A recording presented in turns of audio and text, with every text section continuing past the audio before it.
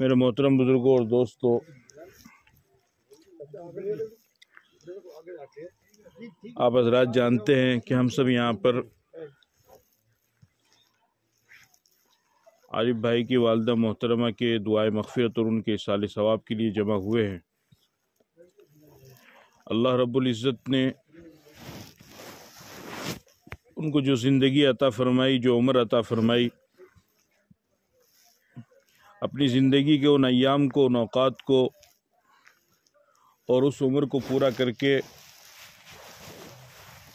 وہ دنیا سے تشریف لے گئی، اور یہ اللہ کا بنایا ہوا نظام ہے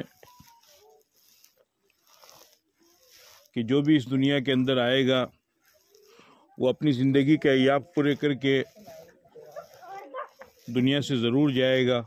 اس میں کسی بھی طرح کا کوئی اختلاف نہیں ہے، چاہے وہ کسی بھی مذہب سے تعلق رکھنے والا ہو، کسی بھی ملک سے تعلق رکھنے والا ہو، یا کسی بھی رنگ اور نسل کا ہو، کسی بھی طرح کا کوئی بھی آدمی ہو یا آدمی نہ بھی ہو، جس کے اندر اللہ تعالیٰ نے جان رکھی ہے، اللہ تعالیٰ ایک وقت میں اس کو اپنے پاس بلاتے ہیں، اس کی روح کو قبض کر لیتے ہیں، اس کی جان کو اس کے جسم سے جدا کر دیتے ہیں۔ چاہنے والا چلا جاتا ہے، وہ واپس پلٹ کر کے نہیں آ سکتا ہے، لیکن کچھ ہستیاں اور کچھ شخصیات، کچھ تعلقات، کچھ لوگ ایسے ہوتے ہیں کہ ان کے جانے کی تلافی انسان زندگی بھر بھی نہیں کر سکتا ہے۔ انہی میں سے ایک ماں باپ کا دنیا سے چلے جانا ہے کہ جب وہ موجود رہتے ہیں، وہ باحیات رہتے ہیں، وہ زندہ رہتے ہیں، تو ان کی توجہات، ان کی دعائیں، ان کی رہنمائی، ان کے مشورے، یہ تمام چیزیں اولاد کے ساتھ شامل حال رہتی ہیں۔ اس کی وجہ سے انسان اپنے اوپر سے ایک بہت بڑے بوجھ کو اتار دیتا ہے اور ہلکا پن محسوس کرتا ہے، اس لیے کہ بڑوں کی، بزرگوں کی، ماں باپ کی دعائیں اور ماں باپ کے مشورے، ان کی رہنمائی ان کے ساتھ میں ہوتی ہے۔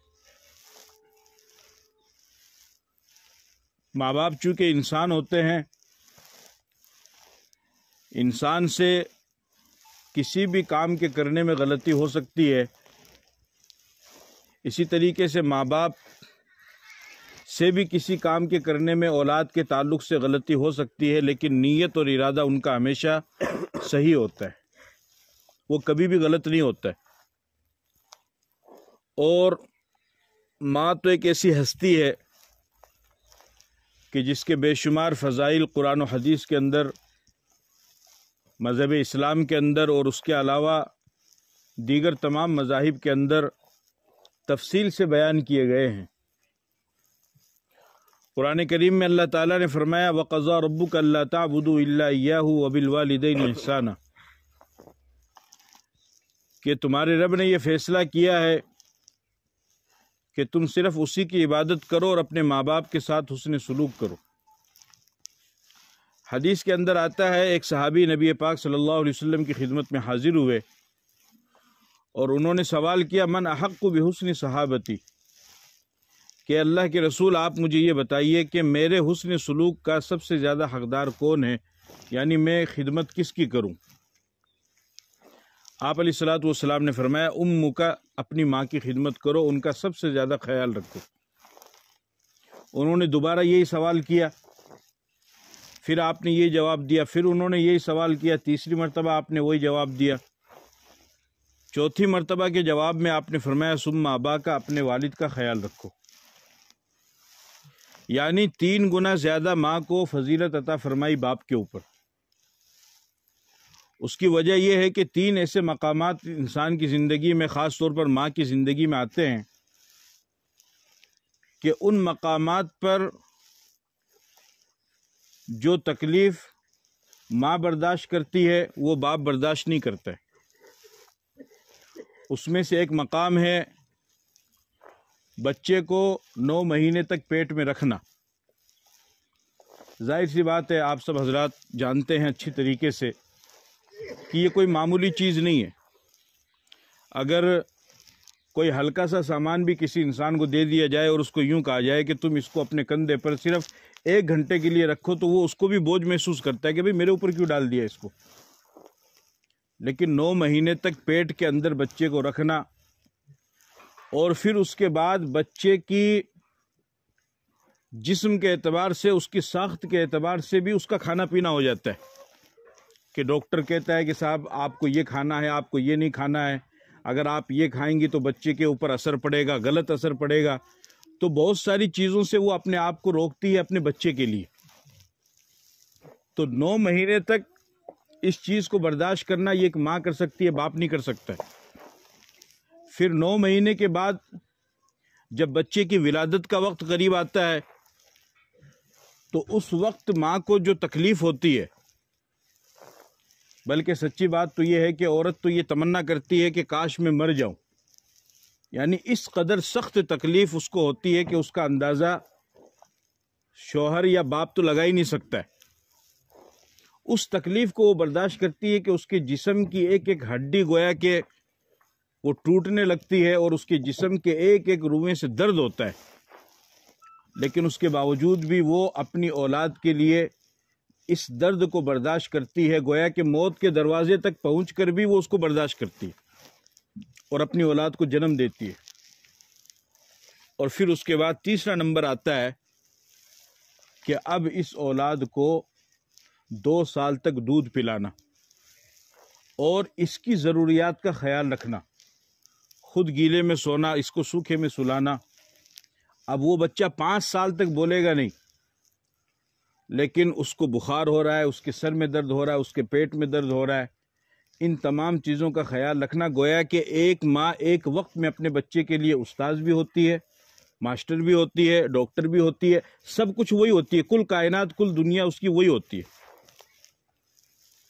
یہ 3 ایسے مقام آتے ہیں انسان کی زندگی میں، ماں کی زندگی میں، کہ اس دکھ کو ایک ماں ہی سمجھ سکتی ہے اور دوسرا کوئی نہیں سمجھ سکتا ہے، اور اس کا صلہ بھی کوئی بندہ ادا نہیں کر سکتا ہے۔ ایک شخص عبداللہ بن عمر رضی اللہ تعالیٰ عنہ کے پاس آیا اور آ کر کے کہنے لگا کہ میں نے اپنی ماں کو اپنے کندھے پر بٹھایا اور حج کروایا، طواف کروایا۔ ظاہر سی بات ہے خود کرنا بھی کتنا مشکل کام ہے، لیکن اپنی ماں کو اپنے کندھے پر بٹھا کر کے طواف کروانا، پھر اس کو پورا حج کروانا، حج کے تمام ارکان، اور آیا بھی کہاں سے؟ ایران سے عرب تک کا کتنا فاصلہ ہے، وہاں سے اپنی ماں کو بٹھا کر، اور کہنے لگا کہ یہ سارا کام میں نے اپنی ماں کو اپنے کندھے پر بٹھا کر کے کروا دیا، کیا میں نے اپنی ماں کی خدمت کا حق ادا کر دیا؟ آپ نے فرمایا کہ تو نے جو 2 سال دودھ پیا تھا، ابھی تو 1 قطرہ دودھ کا بھی حق ادا نہیں ہوا، 1 قطرہ حق۔ یہ تو کیا سمجھ رہا ہے کہ تو نے یہ کروایا تو یہ بہت بڑا کام کر دیا؟ اس کا بھی حق ادا نہیں ہوا ہے۔ تو اس وجہ سے آپ نے فرمایا کہ 3 مرتبہ فضیلت آپ نے فرمائی، اور چوتھے پر پھر آپ نے فرمایا کہ والد کا بھی، پھر چوتھے نمبر پر جو تیری زندگی میں حسن سلوک کا سب سے زیادہ حقدار ہے وہ تیرے والد ہے۔ یہ ایک ایسی ہستی ہے کہ جب یہ گزرتی ہے، جب یہ جاتی ہے تو پورا گھر ویران ہو جاتا ہے، پورے گھر کے اندر سناٹا چھا جاتا ہے، چاہے کتنا ہی بڑا بنگلہ کیوں نہ ہو، کتنا ہی بڑا محل کیوں نہ ہو، اور کتنے ہی عیش و آرام کے اسباب، ساری چیزیں کیوں نہ ہو، جب گھر میں ماں نہیں ہوتی ہے تو قبرستان دیکھ لو اور ماں دیکھ لو، دونوں سیم برابر ہوتا ہے۔ اس لیے کہ ان کی باتیں، ان کے مشورے، ان کی دعائیں، وہ تمام چیزیں انسان اس سے وہ ہو جاتا ہے۔ اور یہ تو ایسی چیز ہے کہ یعنی جس کو عبادت کہتے ہیں، عبادت تو کرنے سے آپ کو ثواب ملے گا۔ جیسے آپ وقت نکال کر کے جاؤ، وضو کرو، پھر نماز پڑھو، تو نماز پر آپ کو ثواب ہے۔ اسی طرح رمضان کا مہینہ ہے تو صبح سحری کرو، پھر صبح سے شام تک کھانے سے، پینے سے، جو چیزیں رکنے کی ان چیزوں سے رکو تو آپ کو ثواب ہے۔ اپنے مال میں سے 40واں حصہ زکوٰۃ کا نکالو تو آپ کو ثواب ہے۔ ماں باپ ایک ایسی چیز ہے کہ اس کو صرف دیکھنے پر اللہ تعالیٰ نے ثواب رکھا ہے، حدیث کے اندر آتا ہے، آپ صلی اللہ علیہ وسلم نے ارشاد فرمایا کہ جو شخص صبح کے وقت اپنے ماں باپ کو محبت کی نگاہ سے دیکھتا ہے، اللہ تعالیٰ اسے ایک مقبول حج کا ثواب عطا فرماتے ہیں۔ مقبول حج کا۔ صحابی نے سوال کیا کہ یا رسول اللہ اگر وہ دن میں 100 مرتبہ دیکھے، فرمایا کہ اگر 100 مرتبہ دیکھے گا تو اللہ تعالیٰ 100 مرتبہ مقبول حج کا ثواب اس کو عطا فرمائیں گے، کیونکہ اللہ کے خزانے میں تو کوئی کمی نہیں ہے۔ تو کچھ چیزیں ایسی ہیں کہ ان کو صرف دیکھنے سے ہی ثواب ملتا ہے۔ ماں باپ ہے، ان کو صرف دیکھنے، خدمت پر تو ثواب ہے ہی ہے، لیکن دیکھنے پر بھی ثواب ہے۔ قرآن کریم ہے، اس کو پڑھنے پر تو ثواب ہے، لیکن اس کو دیکھنے پر بھی ثواب ہے۔ کعبہ ہے، کعبے کے ارد گرد طواف کرنے پر، عبادت کرنے پر ثواب ہے، لیکن کعبے کو صرف دیکھنا بھی ثواب ہے۔ اسی طریقے سے عالم دین، اس کی خدمت کرنا، اس کی عزت کرنا، اس پر تو ثواب ہے، لیکن اس کو نبی کا وارث سمجھ کر کے دیکھنا، اس کا احترام کرنا، اس پر بھی ثواب ہے۔ تو اللہ تعالیٰ نے یہ نظام بنایا ہے۔ تو ماں باپ کو اگر 100 مرتبہ بھی کوئی انسان دیکھے، اللہ تعالیٰ اس کو ثواب عطا فرماتے ہیں، اس لیے اس کی پورتی ہو نہیں سکتی ہے۔ وہ بہت عظیم ہستی ہے، وہ ایسی عظیم ہستی ہے کہ اس کی وجہ سے ایک مقام جو اللہ تعالیٰ نے کسی کو عطا فرمایا ہے، اور ایک دوسرا مقام ہے جو اس سے کم درجے کا ہے، لیکن ماں کی دعا کی وجہ سے اس کم درجے والے کو سے بھی بڑے درجے والے کو ملاقات کرنی پڑتی ہے، ماں کی دعا کی وجہ سے۔ چنانچہ پیغمبر کے زمانے میں ایک شخص گزرے ہیں، ان کا نام ہے اویس قرنی، بہت بڑے تابعی ہیں۔ تابعی کہتے ہیں کہ جنہوں نے صحابی کو دیکھا ہو، صحابی کہتے ہیں جنہوں نے پیغمبر کو ایمان کی حالت میں دیکھا ہو اور ایمان کی حالت میں ہی ان کا انتقال بھی ہوا ہو، اس کو تو کہتے ہیں صحابی۔ تابعی کہتے ہیں کہ جنہوں نے صحابہ کو دیکھا ہو ایمان کی حالت میں اور ایمان کی حالت میں ان کا انتقال ہوا ہو، اور تبع تابعی کہتے ہیں کہ جنہوں نے تابعی کو دیکھا ہو ایمان کی حالت میں اور ایمان کی حالت میں ان کا انتقال ہوا ہو۔ یہ تین دور ہے، صحابہ، تابعی اور تبع تابعین، آپ لوگ سنتے بھی ہوں گے یہ۔ اور ان تین زمانے یہ خیر کے زمانے، بھلائی کے، ان تین زمانوں کے بارے میں اللہ کے نبی نے خود گواہی دی ہے، خیر القرون قرنی ثم الذین یلونہم ثم الذین یلونہم، کہ بہترین زمانہ میرا ہے، پھر اس کے بعد کا زمانہ ہے، پھر اس کے بعد کا زمانہ ہے۔ تو آپ کا زمانہ صحابہ کا ہو گیا، اس کے بعد کا تابعین کا ہو گیا، اور اس کے بعد کا تبع تابعین کا زمانہ ہو گیا۔ ان تین زمانوں کے خیر اور بھلا ہونے کی گواہی آپ نے خود دی ہے۔ اس کے بعد آپ نے فرمایا کہ پھر تو فساد بھی پھیلے گا، بدعتیں بھی پھیلے گی، پھر اور زیادہ برائیاں پھیلتی چلی جائے گی۔ ان تین کے بارے میں آپ نے فرمایا۔ اویس قرنی ماں کی خدمت کی وجہ سے پیغمبر سے نہیں مل سکے۔ آپ علیہ الصلوۃ والسلام نے حضرت عمر رضی اللہ تعالیٰ عنہ سے فرمایا کہ تمہارے زمانے میں ایک شخص آئے گا جب تمہاری حکومت آئے گی، اور اس کا یہ نام ہوگا اور فلاں مراد قبیلے سے اس کا تعلق ہوگا، اس سے تم دعا کروانا۔ کیا ٹھیک؟ حضرت عمر رضی اللہ تعالیٰ عنہ جب بھی حج سے قافلے آتے تھے تو اعلان کرواتے تھے۔ ایک مرتبہ آپ نے اعلان کروایا بھائی یمن سے جو قافلہ آیا وہ کھڑے ہو جاؤ، کھڑے ہو گئے مراد قبیلے سے۔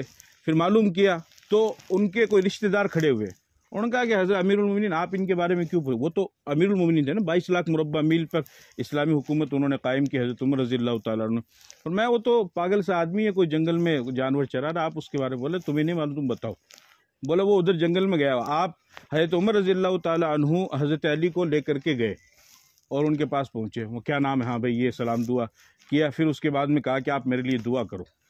بولا بھائی حج کر کے آپ آئے ہو دعا کرنے کے لیے مجھے کہہ رہے ہو کہ نہیں تم دعا کرو۔ تو خیر پھر اتنے میں حضرت علی رضی اللہ تعالیٰ عنہ نے کسی معاملے میں حضرت عمر کو کہا کہ امیر المومنین یہ واقعہ ایسا ہے، تو وہ تو گھبرا گئے، بولے یہ تو امیر المومنین ہے، حضرت عمر رضی اللہ تعالیٰ عنہ ہے۔ خیر انہوں نے دعا کے لیے ہاتھ اٹھائے۔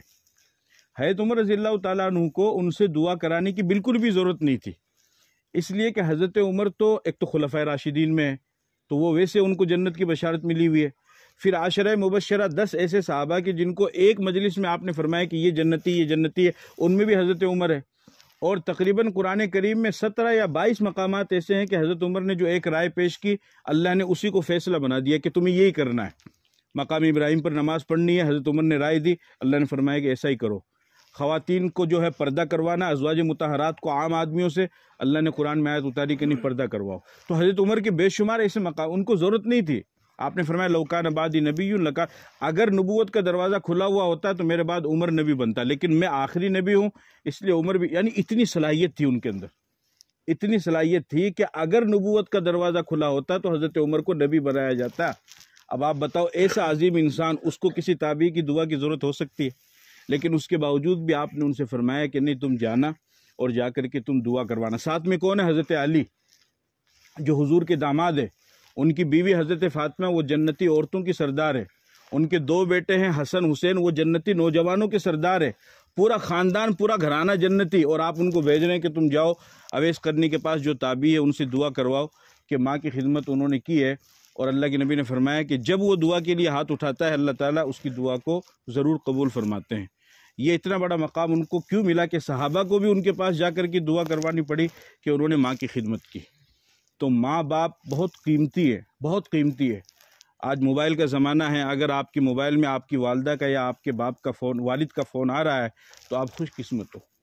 بہت جلد وہ وقت آئے گا کہ فادر یا مدر کے نام سے آپ کے موبائل پہ کوئی فون نہیں آئے گا، اور جب وہ نہیں آئے گا تو پھر آپ ترستے رہ جاؤ گے۔ کوئی پوچھنے والا اپنے مطلب کے لیے تو ہر انسان فون کرے گا، لیکن آپ کو صحیح راہ دکھانے کے لیے یا آپ کو دعا دینے کے لیے جو فون آتے تھے وہ فون بند ہو جائیں گے۔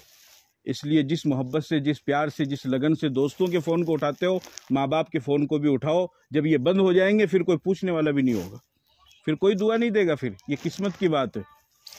بہرحال یہ مقام ہے جو اللہ تعالیٰ نے عطا فرمایا ہے، ان کی ایک ہستی ہے جو دنیا کے اندر جو انسان کے آنے کا ذریعہ بنتی ہے۔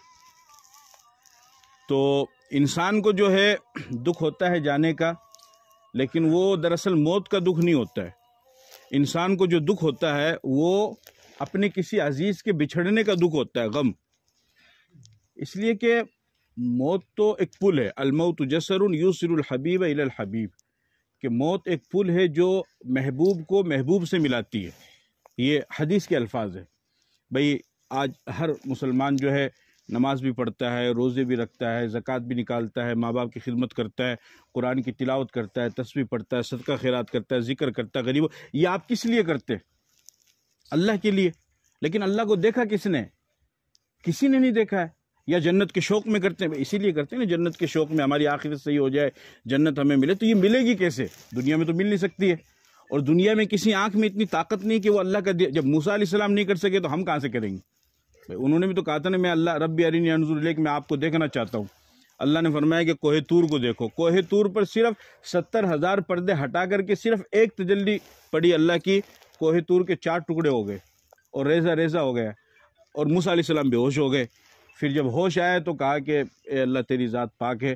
اس کائنات کے اندر صرف ایک ہستی ہے محمد الرسول اللہ صلی اللہ علیہ وسلم کی، جنہوں نے براہ راست اپنی سر کی آنکھوں سے عرش پر جا کر کے معراج کی رات میں اللہ کو دیکھا ہے۔ اس کے علاوہ کسی نے نہیں دیکھا، کوئی دیکھ بھی نہیں سکتا ہے۔ اب اس اللہ کی محبت میں جو اتنی قربانیاں دی، ہم نے تو نہیں دی، لیکن جو صحابہ نے دی، جو بزرگوں نے دی، اور جو لوگ دے رہے ہیں کہ اپنے بچوں کو یتیم کروایا، بیوی کو بیوہ کروایا، اور اپنے گھر بار کو اجاڑ دیا، ہجرت کرنے پر مجبور ہوئے، سب کچھ قربان کر دیا، سب کچھ لگا دیا۔ تو جس محبوب کی محبت میں یہ کام کیا ہے اس کا دیدار بھی تو ہونا چاہیے، اس سے ملاقات بھی تو ہونی چاہیے، اس کو دیکھنا بھی تو ہے۔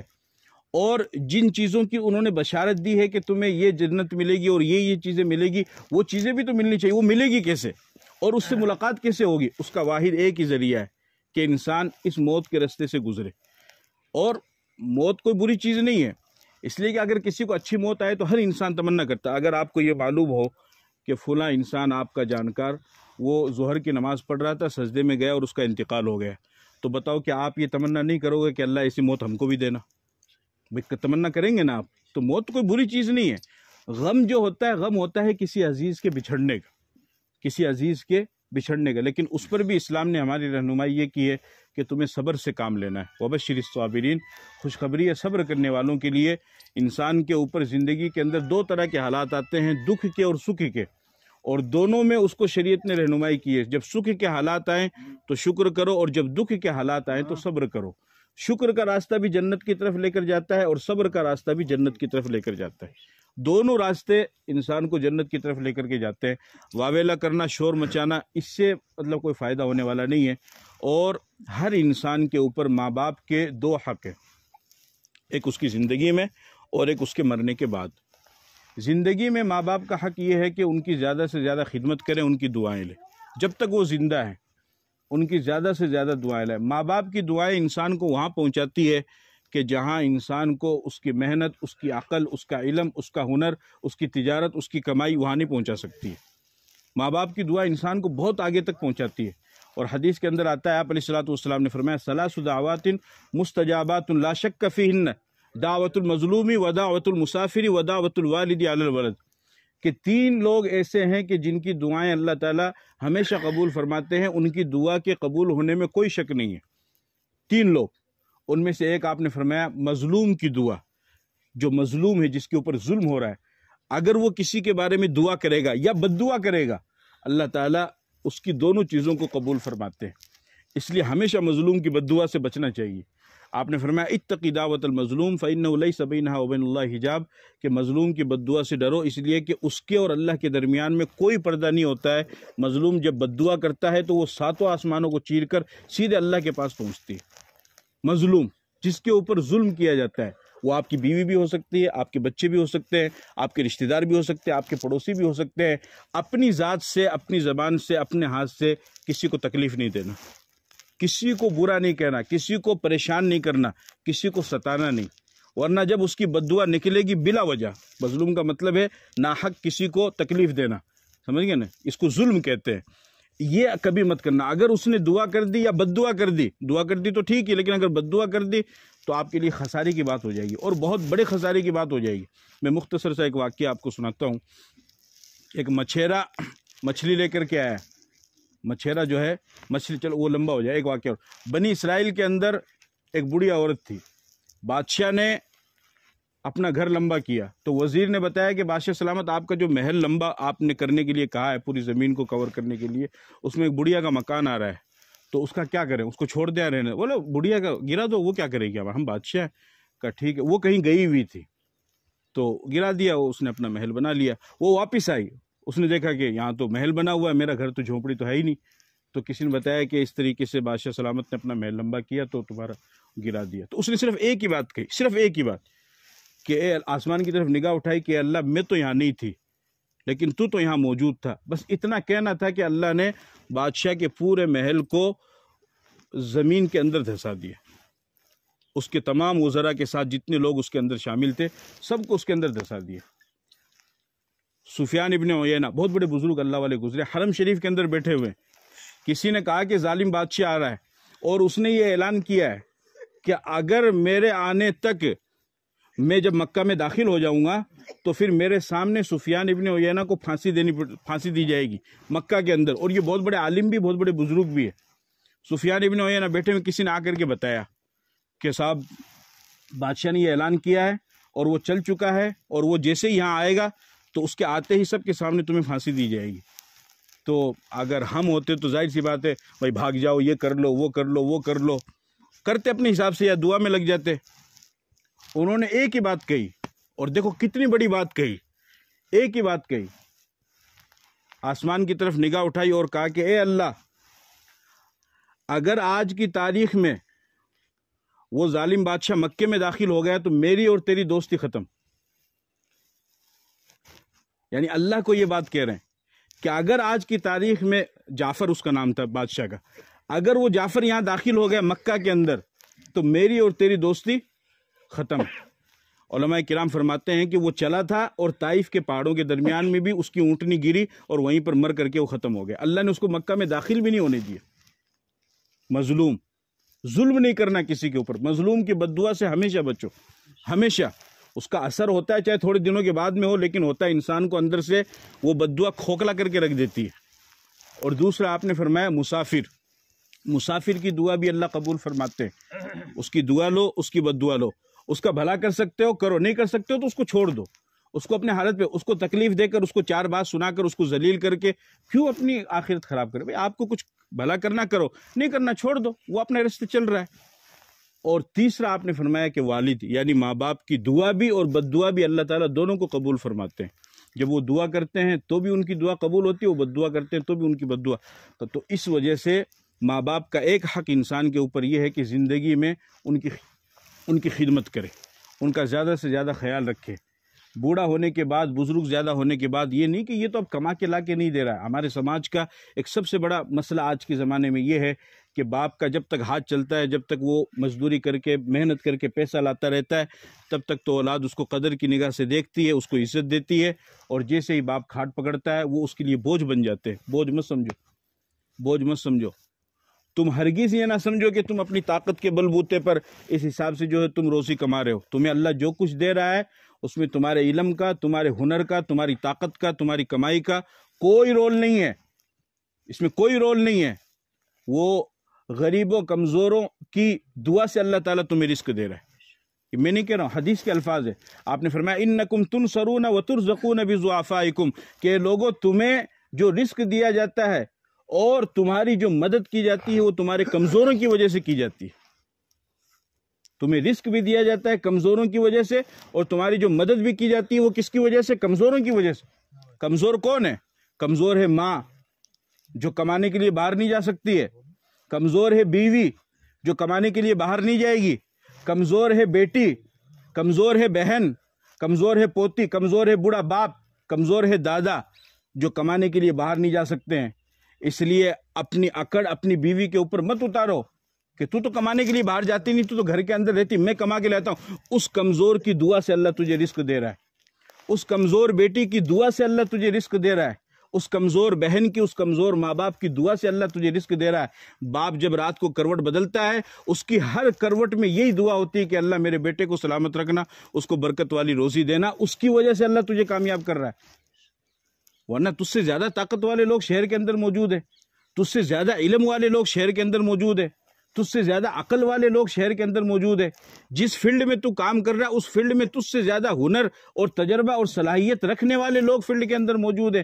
ان کے ہوتے ہوئے بھی اللہ تعالیٰ تجھے اتنا نواز رہا ہے تو سمجھ لے کہ کسی کی دعا ہے جو کام کر رہی ہے، اور وہ کمزوروں کی دعا ہے. ان میں ماں باپ بھی ہے، ان میں بیوی بھی ہے، بہن بھی ہے، بیٹی بھی ہے. ان کی وجہ سے اللہ تعالیٰ رزق دیتا ہے انسان کو. یہ حدیث کے الفاظ ہے. اور دنیا سے جانے کے بعد پھر ماں باپ کا حق انسان کے اوپر یہ ہوتا ہے کہ وہ ان کے لیے زیادہ سے زیادہ مغفرت کی دعا کریں. کیونکہ اب وہ چلے گئے تو اب خدمت کا تو خیر کوئی مسئلہ ہی نہیں ہے، لیکن جانے کے بعد زیادہ سے زیادہ ان کے لیے مغفرت کی دعا، جتنا زیادہ جو کچھ بھی آپ ان کے لیے دعائے مغفرت یا ایصال ثواب کر سکتے ہیں وہ آپ کرنے کی کوشش کیجئے. جتنا زیادہ آپ کریں گے اس کا فائدہ ہوگا. حدیث کے اندر آتا ہے، آپ علیہ الصلوۃ والسلام نے فرمایا کہ ایک شخص اپنے ماں باپ کا نافرمان ہوتا ہے، اس کے ماں باپ دنیا سے چلے جاتے ہیں، لیکن دنیا سے جانے کے بعد اس کا دل نرم ہوتا ہے. پھر وہ اپنے باپ کے لیے خوب صدقہ خیرات کرتا ہے، امداد کرتا ہے، تعاون کرتا ہے، یا نفلی نماز تسبیح وغیرہ جو بھی ان کے ایصال ثواب کے لیے وہ کر سکتا ہے خوب کرتا ہے. تو ایک وقت ایسا آتا ہے کہ اللہ تعالیٰ اس نافرمان اولاد کو فرما بردار میں شامل کر دیتے، جبکہ ماں باپ زندہ نہیں ہے، وہ تو چلے گئے نا دنیا سے، لیکن اس نے ان کے لیے دعا اتنی کی اور ایصال ثواب اتنا زیادہ کیا ان کے لیے کہ اللہ تعالیٰ اسے کیا کرتے ہیں؟ ماں باپ کے فرما بردار میں شامل کر دیتے ہیں. تو ہم سب کے ساتھ بھی یہ حالات اور یہ واقعات آنے والے ہیں.